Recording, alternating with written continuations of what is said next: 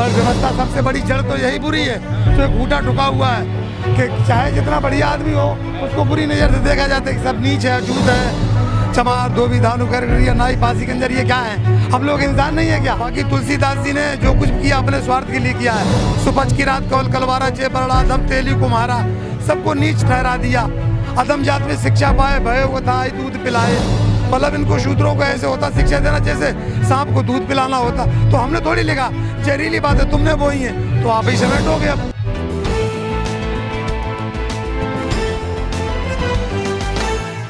क्या नाम है आपका? ज्ञानेंद्र बोध।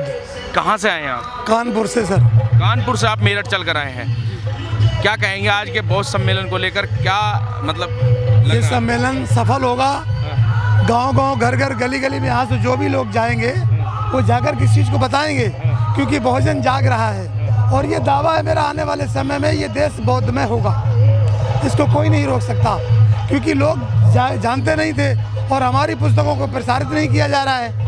इनका मीडिया सब इन्हीं का है, तो हमारी कोई बात उठाते नहीं। तो हम अपनी सोशल मीडिया के माध्यम से, जैसे हमें जानकारी हुई और हज़ारों लोग हमारे साथ आए हुए हैं, तो वो जाकर के जगह जगह बहन बेटियों को समझाएंगे, बताएंगे कि ये जो सरकार गलत नीतियाँ अपना रही है। आप बहुजन कहते हैं, लेकिन जो सरकार है वो कहती है कि हिंदू है और एक माइनॉरिटी है जिन्हें मुसलमान। सरकार तो अपनी बात कुछ भी कह सकती है, वो राजा हैं, हम प्रजा, वो कुछ भी कहेंगे। लेकिन हमें भी तो अपना अच्छा बुरा समझने का अधिकार है कि नहीं है? जो संविधान में आज़ादी दे रहा है, तो उसी तरीके से आने वाले समय में देश बौद्धमय होगा, कोई नहीं रोक सकता। तो बौद्ध धर्म में क्या अच्छा लग रहा है आपको? क्या सर, उसमें समानता, समता, समानता, बंधुता, न्याय, भाईचारा, उसमें भेदभाव, ऊंच नीच कुछ भी नहीं है। सब समान है, मानव मानव एक समान है।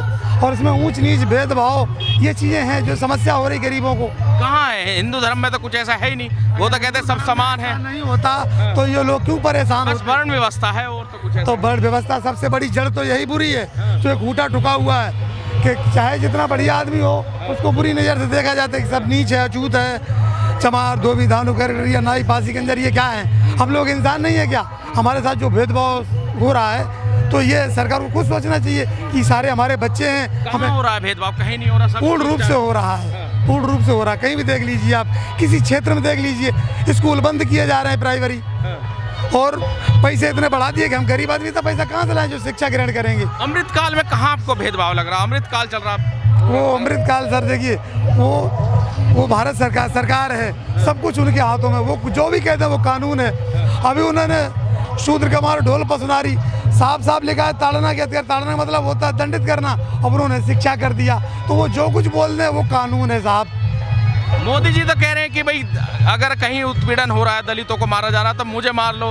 बताइए, प्रधानमंत्री कह रहे हैं कि मुझे मार लो। जिसके हाथ में इतनी बड़ी कमांड हो वो कह रहा है मुझे मार लो। अरे जो गलत काम कर रहा है उसको उठा के जेल में बंद करो ना, तुम्हें क्यों मार लो भाई? आप तो राजा हैं यहाँ के, आप कह रहे हैं हमें मार लो। अरे आपके पास पूरी कमांड है देश की, जो चाहे वो कर सकते हैं। 1 मिनट में क्या से क्या हो जाता है, लेकिन वो जो कहें वो अच्छा है भाई। बाकी हम तो यही कहेंगे, जो हमारी अंदर से आवाज़ आ रही है कि ये देश बौद्धमय होगा, दुनिया की कोई ताकत रोक नहीं सकती, अपने असली रूप में आएगा। सब बुद्ध विहार सब दिख रहे हैं, 84,000 बुद्ध स्तूप बनवाए भगवान बुद्ध ने, सम्राट अशोक ने, वो कहाँ गए?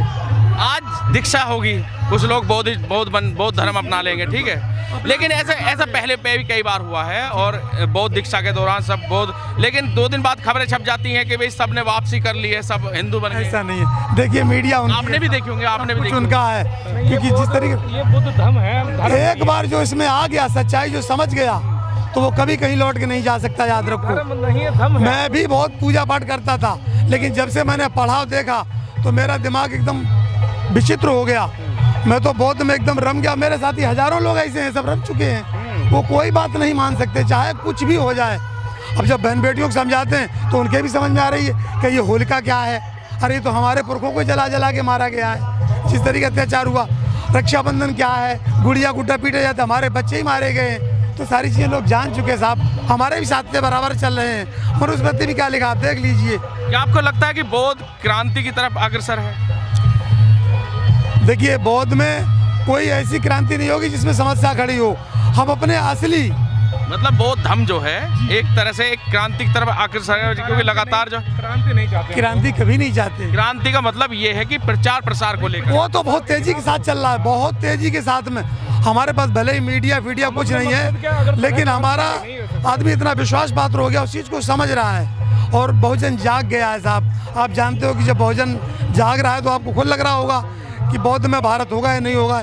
दुनिया की ताकत कोई नहीं रोक सकती, ये भारत बौद्ध में होगा और होगा और रहा भी। अच्छा, बाबा साहब ने जिस तरह से बाबा साहब ने भी आगरा के अंदर एक सम्मेलन किया था, लास्ट सम्मेलन उनका था 1956 में, बड़ी छाप छोड़ कर गए थे, लेकिन काफ़ी लंबा अरसा लगा इस मुकाम तक आने में। आज जितना बड़ा आयोजन जो है मेरठ के अंदर हो रहा है, तो आपको लगता है कि इससे पहले ये काम हो जाना चाहिए था? वो तो जाना चाहिए था, लेकिन सर आप जानते हैं सब कुछ सरकार का है। जो भी सरकारें आई वो अपने हिसाब से चलती रही, गरीबों के बारे में सोचा ही नहीं किसी ने। जो आया लात रख के निकल गया हम लोगों के ऊपर।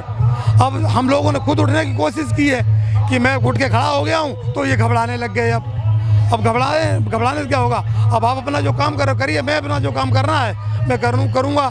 हमारा जो पहले हमारे पुर के बौद्धिस्ट हुआ करते थे, मैंने पढ़ा है, सिंधु घाटी सभ्यता, हड़प्पा, मोहनजोदड़ो, लोथल और ये अजंता की गुफाएं, भगवान बुद्ध अभी भी विराजमान, उनकी मूर्तियाँ हैं। तो भारत बौद्ध में होगा, कोई नहीं रोक सकता है। बाकी तुलसीदास जी ने जो कुछ किया अपने स्वार्थ के लिए किया है। सुपच की रात कौल कलवारा चे बरड़ा धम तेली कुम्हारा, सबको नीच ठहरा दिया। अधम जात में शिक्षा पाए, भय हुआ था दूध पिलाए। मतलब इनको शूद्रों को ऐसे होता शिक्षा देना जैसे सांप को दूध पिलाना होता। तो हमने थोड़ी लिखा, जहरीली बात है तुमने बोई है तो आप ही समेटोगे। अब तो सरकार अभी भी समझ ले कि ये लोग, भाई सरकार को लगता कि ऐसा ना हमारे चंगुल से निकल जाए, फिर हमारी गुलामी कौन करेगा? अरे भाई, जो राजा होता है उसकी सारी प्रजा उसके बच्चे होते हैं, तो उनके साथ भेदभाव कैसा? फिर ये जब तुम्हारे सबके बच्चे, जब हम लोग सब आपके बच्चे, तो भेदभाव क्यों कर रहे हो? तो ये सरकार को सोचना चाहिए कि अगर हमें कोई सुख चैन मिलेगा तो हम काहे तुम्हारे खिलाफ कोई काम करेंगे भाई। प्रदेश के मुखिया कह रहे हैं कि धर्म तो राष्ट्रीय धर्म तो सनातन धर्म है। देखिए, मैं सारा समझ ही गए होंगे आप। मैं अपना परिचय देना चाहूँगा। मेरा नाम गुलाब गौतम है और मैं हरिद्वार से आया हूँ। आप हरिद्वार से हैं? और मैं ये कह सकता हूँ कि पूरे जो पश्चिमी उत्तर प्रदेश है, हरिद्वार वहाँ का सबसे बड़ा एक पाखंड का बहुत बड़ा गढ़ है। लेकिन हम लोग वहाँ से भी कम से कम 50 लोगों की संख्या में इधर आए हैं। और हम ऐसा नहीं कह सकते कि बौद्ध में भारत को बनाने के लिए आए हैं। मैं ऐसा कह सकता हूँ बौद्ध भारत पहले से ही है हमारा, ठीक है ना। हमको तो और उसको बल्कि अपना प्रचार करके और देशों को इसमें जोड़ने के लिए है, क्योंकि बुद्ध धर्म से जितने भी लोग मार्ग से, बुद्ध के मार्ग से बहुत सारे देश पहले ही बौद्धिस्ट हो चुके हैं।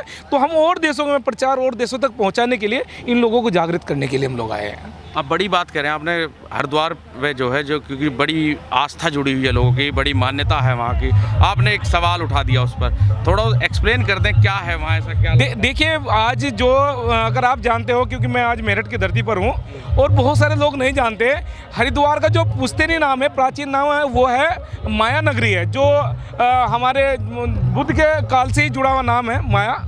तो उनका नाम माता जी का नाम है, तो महामाया, तो वो माया नगरी उनका नाम है। आप जाकर देखेंगे तो आज माया नगरी के नाम से ही है। हरिद्वार पूरी तरह से बौद्धिस्ट कल्चर का हमारा एक शहर रहा है और प्राचीन शहर है, क्योंकि जितने भी प्राकृतिक स्रोत हैं वो सारे के सारे हमारे बुद्ध कल्चर से ही निकले हैं। तो आज उसको पूरी तरह से उन्होंने कन्वर्ट करके अपना थप्पा लगाया उस पर। मैं कह सकता हूँ कि बौद्ध सभ्यता को ख़त्म करके उस पर अतिक्रमण किया है।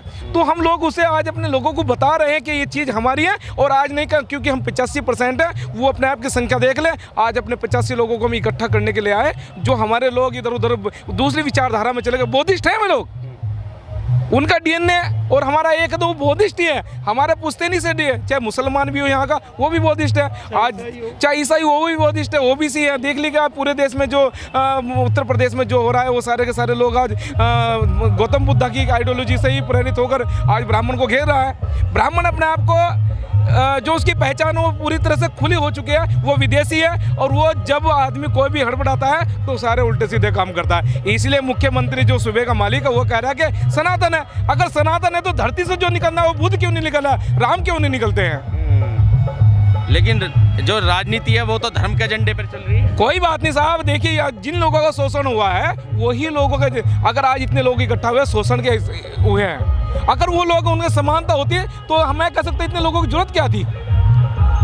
भाई जिन लोगों ने अपने पूर्वजों को मतलब आंदोलन को समझा वो लोग आज इकट्ठे हैं, जो लोग नहीं समझ पा रहे हैं आज उनके पास में है। लेकिन ये लोग आज मैं कह सकता हूँ पश्चिम उत्तर प्रदेश का एक बड़ा जो प्रोग्राम हो रहा है पूरे देश में यहाँ से मैसेज जाएगा और आने वाले समय में ये एक शुरुआत है, ये रुका नहीं है, लास्ट भी नहीं है, एक शुरुआत है साहब। ऐसे तो हम देश का सबसे बड़ा वर्ग जो है जिसे आप पिछड़ा वर्ग कहते हैं वो तभी ये चीज़ समझ ही नहीं रहा है। लेकिन हम लोग समझा रहे हैं ना, असली वारिस तो वही है। ये जो प्रोग्राम में कह सकता हूँ यहाँ के 80 कम्युनिटी के लोग नहीं है, यहाँ जो 25-50% है ओबीसी के लोग हैं। आप कैसे कह सकते हैं? हम लोग तो मूल निवासी संकल्पना को मानने वाले लोग हैं। हम कह रहे हैं ओबीसी है, ओबीसी एक पहचान है, लेकिन वो रियल में मूल निवासी है इस देश का।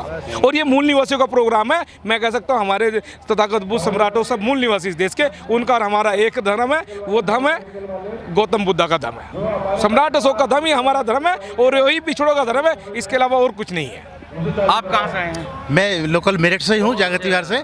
मैं क्या कहेंगे भूपेंद्र, आज का प्रोग्राम तो ऐतिहासिक होने वाला जिस तरह से लग रहा है कि यार पूरी भीड़ आ रही है। जी जी, क्या लगता है कि मैं पहले अपना परिचय दे दूँ। बताइए। मैं भूपेंद्र सिंह, प्रबंधक अशोका बुद्ध विहार समिति।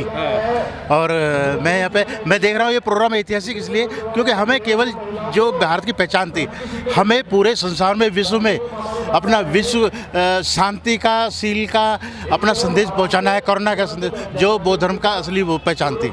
हमें सबको मानव बराबर का जो समानता का अधिकार है केवल बौद्ध में। बौद्ध धर्म से पहले भी यहाँ जो सर्वन संस्कृति थी वही सब पूरा देश ये भारत जो है बौद्ध में था। और बाबा साहब ने जो हमें 14 अक्टूबर सन 1956 को ये हमें विरासत दी है। आज हम जिससे भी मिलते हैं तो चाहे वो गाजियाबाद से आ रहा, मुरादाबाद से आ रहा, सहारनपुर से आ रहा, वो एकदम पहचान देता है बाबा साहब की ये बौद्ध धर्म के वो से। तो बिल्कुल ऐसा लगता है जिससे हम पुराने परिचित हों, तो इससे हमें विरासत मिलेगी। अब हिंदू धर्म में जुड़े हुए हमें हमारी कोई पहचान ही नहीं है और हम पे शोषण और होता है। इसलिए हम क्या लगता है आप आज का प्रोग्राम कोई बड़ी छाप छोड़ कर जाएगा? बड़ी छाप छोड़ेगा, लोग जागृत होंगे और सारे लोग जो ओबीसी वर्ग है, जो दूसरा एसटी वर्ग है, वो भी इस बात को समझेगा कि ये जो है इससे संस्कृति को थोड़ा बढ़ावा मिलेगा, जो बौद्ध संस्कृति है उसे बढ़ावा मिलेगा और आगे बढ़ेंगे, उस बारे से अपने परिवार के बारे, अपने समाज को जागरूक करेंगे। यही संदेश है इसका। इस वीडियो में कही गई सभी बातें वक्ता की अपनी राय है, जिसकी पुष्टि हम या हमारा चैनल नेशन टाइम नहीं करता।